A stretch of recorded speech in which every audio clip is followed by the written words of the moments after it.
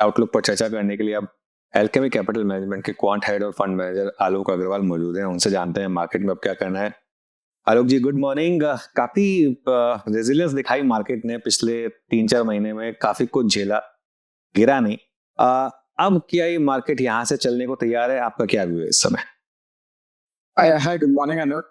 Yes, last महीने में काफी कुछ रेजिलियंस मार्केट ने दिखाया। स्पेशल इवेंट्स जैसे कि टेरिफ्स जो अनाउंस हुए इंटर देखने, उसके बाद इंडिया पाकिस्तान बॉर्डर जो इशू हो रही हमारे पहलगाम अटैक के बाद, एंड ईरान इजराइल वॉर, तो तीनों चीजें बड़ी अनएक्सपेक्टेड सी थी, बड़े इवेंट्स थे। एंड मैं इन तीनों इवेंट्स को देखते हुए भी मार्केट काफी आगे बढ़े।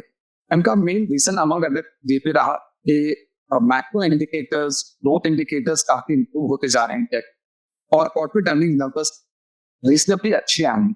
कुछ ना कुछ एस्टिमेट से कुछ ना कुछ आगे ही आया है, बहुत सब पीछे नहीं। तो अब गिवन कि हमारा सेटअप काफी बेटर होते जा रहा है और ग्रोथ नंबर्स बेटर होते जा रहे हैं, लास्ट 8 महीने मार्केट्स बहुत अच्छा नहीं किए, जिसके वजह से वैल्यूएशन में भी कुछ करेक्शन हुआ, ड्यू टू व्हिच का सेटअप और रिस्क रिवॉर्ड फेवरेबल होते जा रहा है। ये जो एक पॉकेट जिसमें हमने बड़ी रैली देखी थी इस बीच में, जब वो आरबीआई की मॉनेटरी पॉलिसी आई, उसके अलावा आरबीआई के और भी काफी लिक्विडिटी मेजर्स आए, तो सीआरआर कट, ये सब आया। बैंक निफ्टी और बैंकों में बहुत शानदार मोमेंटम रहा। हालांकि वो फिजल आउट हुआ पिछले 2 हफ्ते में, लेकिन अब वापस थोड़ा मोमेंटम दिख रहा है। प्राइवेट बैंकों पर इस समय आपका क्या व्यू है? क्या आप ओवरवेट हैं यहाँ पर, और क्या ऐड कर रहे हैं इस समय positions? Banks and private banks पे जनरल हमारा व्यू बस ओवरवेट ही है पिछले 2 सालों से लगभग। और बिकॉज मेन जो फैक्टर्स होते हैं बैंक्स के, वो काफी टॉपिश हो गए। सबसे इंपॉर्टेंट था credit growth. Credit growth India में ऑलरेडी सिंगल डिजिट पे आ गई ऑलमोस्ट, हालांकि सस्टेनेबल नंबर अगर हमारी नॉर्मल जीडीपी 11% पे रहती है, तो सस्टेनेबल नंबर 12-13% तो डेफिनेटली होना चाहिए। लेकिन डिपॉजिट ग्रोथ आ नहीं पा रही है, और बैंक्स ऐसे रेट में जब डिपॉजिट रेट कट भी कर रहे हैं, तो डिपॉजिट्स और ज्यादा अनइफेक्टिव। साथ ही साथ होल्डिंग रेट के समय भी नेट इंटरेस्ट मार्जिन पे प्रेशर बना रहा है।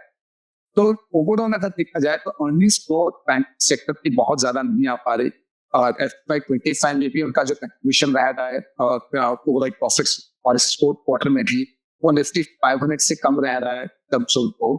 तो ओवरऑल मुझे नहीं लगता कि अगले 2 सालों BSE 500 या नॉर्मल जीडीपी से बहुत ज्यादा दिक्कत पाएंगे।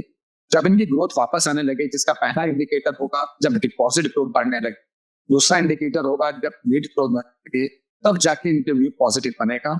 एज ऑफ नाउ तो न्यूट्रल व्यू। ओके आलोक जी, गुड मॉर्निंग। वीरेंद्र बोल रहा हूँ। अभी आपके आने से पहले, इस मंच को ज्वाइन करने से पहले, हम अनुज और मैं बात कर रहे थे एक सेगमेंट पे, that's capital market segment, exchanges, platform कंपनियां, जहां पे प्राइस ब्लास्ट हो गए हैं।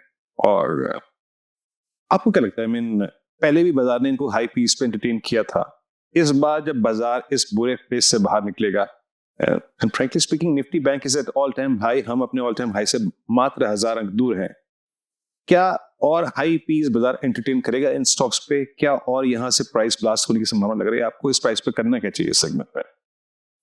बहुत ऐसा सवाल है वीरेंद्र जी, लेकिन साइड भी कई बार इसके वजह से हो जाती है कि ओवरऑल मार्केट में बहुत ज्यादा क्रेज हो सकता स्टॉक्स का। लेकिन इंपॉर्टेंटली जिन सेगमेंट ऑफ स्टॉक्स में भी अगले काफी सालों तक हायर ग्रोथ रह सकती है, वहां पे कई बार हायर सस्टेन होते देख। आपने कैपिटल मार्केट प्लेस की बात करी, कैपिटल मार्केट प्लेस में किस तरह की चीजें देखी जा रही है। कुछ साल पहले तक क्या $2000 से पर कैपिटा इनकम में, अब हम करीब $2500 पर कैपिटा पे आते साथ। जैसे जैसे हमारी पर कैपिटा इनकम बढ़ रही है, डिस्क्रिशनरी स्पेंडिंग का एक तरीका ये है कि सेविंग्स की जाती है through trading as well as investment, and उसका एक major share capital market place को मिलता है, right from exchanges, wealth managers, asset managers और ब्रोकर। इस पूरे वैल्यू चेन ऐसे में जब यहाँ पे हम देखते हैं जिनमें ग्रोथ ज्यादा जोर से बढ़ रही है, और स्पेशली अगर उनमें से कुछ ऐसे सो जहाँ नंबर ऑफ प्लेयर्स बहुत लिमिटेड हो, तो सारी ग्रोथ एक दो या प्लेयर्स के अंदर सिमट के रह जाते, तो वहां पे ग्रोथ प्रॉस्पेक्ट्स बढ़ जाते हैं, तो लंबी अवधि के लिए ग्रोथ रह सकती है, जिसके वजह से नेक्स्ट 2-3 साल के अर्निंग्स डिस्काउंटेड होने लगते हैं, जिसकी वजह से पी रेशियो थोड़े ज्यादा दिखते हैं। लेकिन जहां तक एक ग्रोथ रेट सस्टेन हो सके, जिनके आसार अच्छे दिख रहे हैं, इस वजह से कैपिटल मार्केट प्लेस काफी बेटर पोजिशन। क्योंकि जियोपॉलिटिक्स के दो फेज आए और चले गए। एक मई में भारत पाकिस्तान का अगर आप देखें, जो एक लिमिटेड वॉर थी, ऑलमोस्ट लाइक ए वॉर। उसके बाद ये इजराइल और आई थिंक ईरान का इशू। एज ऑफ नाउ मतलब चीजें कल के बाद सेटल हुई हैं, क्रूड में रिप्लेसमेंट है। आप क्रूड से संबंधित स्पेस को सीधे सीधे ओएमसीज को, अपस्ट्रीम कंपनियों को या फिर क्रूड डेरिवेटिव इस्तेमाल करने वाली कंपनियों को कैसे चेज कर रहे हैं अब यहां से? क्योंकि प्राइस 75 तक गया, 78 तक गया, बट सेट हो रहा है 65 67 के आसपास। इस कमोडिटी को आप कैसे प्ले यहां से आगे चलते हुए? अगर इस कमोडिटी पे ज्यादा ध्यान दें तो लगभग 102 मिलियन बैरल्स पर डे के आसपास की डिमांड और प्री सप्लाई थी। एंड फिर जरा सा टीम जब होने रखता है या उस टीम के आसार इम्बैलेंस की नजर रखते हैं, तो या तो प्राइस गिर जाता है या बढ़ जाता है। जो लोग अली ने हमने ईरान इजराइल वॉर में भी देखा, जहां लगने लगा था कि शायद स्टेट ऑफ वॉर बंद कर दिया जाए, जहां 20% ऑफ वर्ल्ड ट्रेड मूवमेंट होती है वर्ल्ड की, तो वहां पे वो पैसे नहीं देखते हुए बढ़े। लेकिन ओवरऑल ग्लोबली जिस तरह से रिन्यूएबल एनर्जी पे फोकस किया जा रहा है, जिस तरह से इंक्रीज की अडॉप्शन हो रही है, तो ओवरऑल डिमांड है वो स्पीड से बढ़ नहीं रही। तो longer term, medium to longer term वो आता है, वो बहुत ज्यादा तेजी का नहीं होता, primarily because alternate sources of energy के जाते। दैट्स व्हाई ओवरऑल व्यू इतना पॉजिटिव क्रूड पे नहीं है। क्रूड ना बढ़ने से इंडिया के लिए बड़ा फायदा है, क्योंकि हम लगभग 80% प्लस जो हमारे रिक्वायरमेंट होती है वो हम इंपोर्ट करते हैं, और मोस्ट ऑफ द कंपनीज के लिए फ्रॉम इनडायरेक्ट या डायरेक्ट कॉस्ट है। तो इसकी बेनिफिशियरी मैन्युफैक्चरिंग जहाँ पे फोकस पड़ रहा है एज ए कंट्री, वहाँ पे मैन्युफैक्चरिंग में ओवरऑल कॉस्ट ऑफ प्रोडक्शन कम होगा, जिसके वजह से ऑफ मैन्युफैक्चरिंग कंपनीज पैदा हुआ है। डायरेक्टली जो ऑयल एंड गैस सेक्टर है, बिकॉज उसमें रेगुलेशंस बहुत हेवी होते हैं, तो क्रूड प्राइस के अलावा रेगुलेशन का इम्पैक्ट ज्यादा रहता है, जिसके वजह से सेक्टर से पूरा डूब रहा है। ओके, डिफेंस पर अब आपका क्या व्यू है? काफी बड़ी रैली हुई पिछले 2-3 दिन से, हम प्रॉफिट बुकिंग देख रहे हैं, क्योंकि वो युद्ध भी खत्म हुआ तो थोड़ा शायद लोग प्रॉफिट बुकिंग भी कर रहे हैं। लेकिन स्ट्रक्चरली क्या व्यू है आपका यहाँ पर? स्ट्रक्चरली बहुत पॉजिटिव व्यू है, और हमारा मानना है दैट एज अ सेक्टर बहुत अर्ली स्टेजेस में है। कहते हैं कि ये काफी हद तक 90s से ऑटो सेक्टर जैसा है, जहाँ सेक्टर जस्ट खुला है। अभी डोमेस्टिक प्राइवेट प्लेयर्स भी आएंगे, बाहर के प्लेयर्स भी होंगे। हमारे पास जहां तक इंडिया में बड़ा एक एक्सपेंडिचर होता था बजट में डिफेंस पे, लेकिन सारा पैसा या एडमिन और सैलरीज में जाते थे या इंपोर्ट्स में जाते थे। लास्ट सालों से गवर्नमेंट का फोकस रहा कि हम इंपोर्ट के बजाय domestic production and domestic procurement पे ध्यान, तो काफी पैसे डोमेस्टिक इंडस्ट्री की तरफ आने लगे। लेकिन last few months and quarters, specially operation Sindoor के बाद में, हमारी एक्सपोर्ट कैपेबिलिटीज भी सामने आने लगी, हमारी क्वालिटी भी सामने आने लगी। ये सब ऐसे समय में हो रहा है जहाँ ग्लोबली डिफेंस के ऊपर एक्सपेंडिचर बढ़ रही है। अगर हम ग्लोबल हिस्ट्री पे डिफेंस एक्सपेंडिचर पे ध्यान दें, तो लगभग ग्लोबल जीडीपी करीब $100 ट्रिलियन के आसपास है, जिसमें से $2.5 ट्रिलियन डिफेंस पे खर्च होता है, दैट इज 2.5%।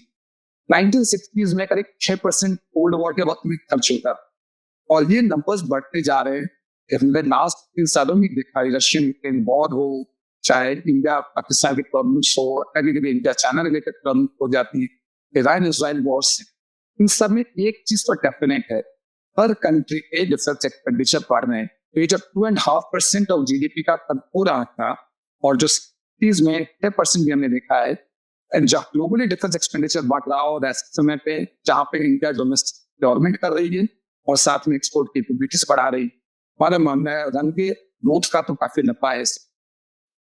रनवे ग्रोथ काफी लंबा है सेक्टर में। रियल एस्टेट पर क्या व्यू है आपका आलोक? अब इस स्पेस को कैसे देख रहे हैं आप? रियल एस्टेट में बड़ी इंटरेस्टिंग डेटा ये आता है, द इन्वेंट्री जो है रियल एस्टेट की, स्पेशली प्रीमियम और लग्जरी सेगमेंट में, वो नंबर ऑफ मंथ्स के हिसाब से काफी low, overall inventory almost all time low पे चल रही है in terms of number of months. लेकिन ज्यादा स्पर्ट देखने मिल रहा है लग्जरी एंड प्रीमियम सेगमेंट में। सिटी टू सिटी वो थ्रेशोल्ड अलग होता है, लगभग ब्रॉडली 1.5 से 2 करोड़ के ऊपर के जो फ्लैट्स होते हैं उनको प्रीमियम लग्जरी सेगमेंट माना जाता है।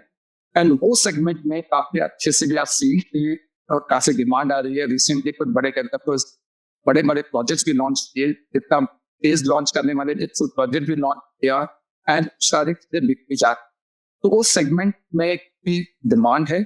और मैं काफी रियल एस्टेट को मे बी 8-10 साल पहले तक भी उसको कंस्ट्रक्शन सेक्टर ही मानते थे। अगर उसको थोड़ा क्लोजली वॉच करें तो ये भी एक कंज्यूमर डिस्क्रिशनरी स्पेंडिंग है, जहां आदमी और इनकम लेवल्स बढ़ने के बाद better better better phone, better गाड़ी, बाइक की कोशिश करता है अपनी स्टैंडर्ड ऑफ लिविंग और ओवरऑल लिविंग को बढ़ाने के लिए एक बेटर घर की भी तलाश कर। कोविड के बाद हमने देखा दैट एक हाउस होल्ड की जो रिक्वायरमेंट है घर की, वो लगभग 20% एवरेज सेविंग बढ़ गई। सो स्पेस रिक्वायर्ड, तो ओवरऑल सेगमेंट भी पॉजिटिव है। रेगुलेशंस, रेरा और जीएसटी जैसे आने के बाद सेगमेंट में ऑर्गेनाइज सेगमेंट का मार्केट शेयर भी बढ़ा है, तो सेगमेंट काफी अच्छे से पॉइज्ड है। डिमांड इज गुड, इसमें भी रनवे ग्रोथ का काफी अच्छा है और हमारा काफी ओवरवेट पोजीशन भी है। और जी मैं आता हूँ एक दो स्पेस पे और जहां पे मतलब बाजार ने पिछले कुछ समय में काफी कन्विक्शन दिखाया। अब एक देखिए हेल्थ केयर स्पेस, क्या गजब के मूव है, ज्यादातर स्क्रिप्ट ऑल टाइम हाई पे ट्रेड करते हुए।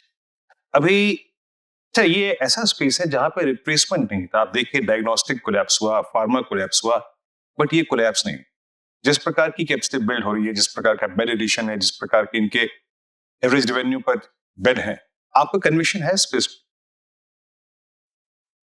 इस स्पेस में डेफिनेटली कन्विक्शन है। काफी सब्डिविजन्स बहुत होते हैं इस सेगमेंट में, और हेल्थ केयर में सबसे ज्यादा पॉजिटिव व्यू हमारा हॉस्पिटल सेगमेंट को लेकर, जहाँ पे डिमांड काफी अच्छी है। हमारे यहाँ इंडिया में पर कैपिटा जो बेड्स होने चाहिए वो उससे काफी नीचे। ऑर्गेनाइज सेक्टर में काफी अच्छे प्लेयर्स आ चुके हैं और उनकी कैपेसिटी एक्सपैंड अच्छे से हो रही है, ऑक्यूपेंसी रेट बढ़ रही है और अर्निंग्स भी अच्छी आ रही है उसमें। तो हेल्थ केयर सेगमेंट में सबसे ज्यादा पॉजिटिव व्यू तो हॉस्पिटल्स में है। जहां तक दवाइयों का सवाल है, उसमें एक्सपोर्ट ओरिएंटेड जो हुआ करती है और रहेगी हमेशा से, उनमें हमेशा बीच बीच में टैरिफ रिलेटेड इशूज आ जाते हैं, अनाउंसमेंट्स आ जाते हैं, जिसकी वजह से वॉलिटिलिटी बनने आ रही है। उनमें कुछ सिलेक्ट क्वालिटी कंपनीज ऐसी हैं जो टैरिफ्स के बावजूद भी अपने जो एपीआईज या कैंप्स में ऑपरेट करती हैं, उनमें काफी अच्छा करते जाएंगे।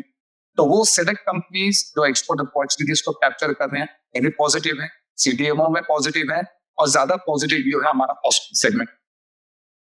राइट आलोक जी, बहुत बहुत शुक्रिया आज हमारे साथ जुड़ने के लिए और इन सब टॉपिक्स पर हमारे साथ कॉन्वर्सेशन करने के लिए। चलिए आगे बढ़ते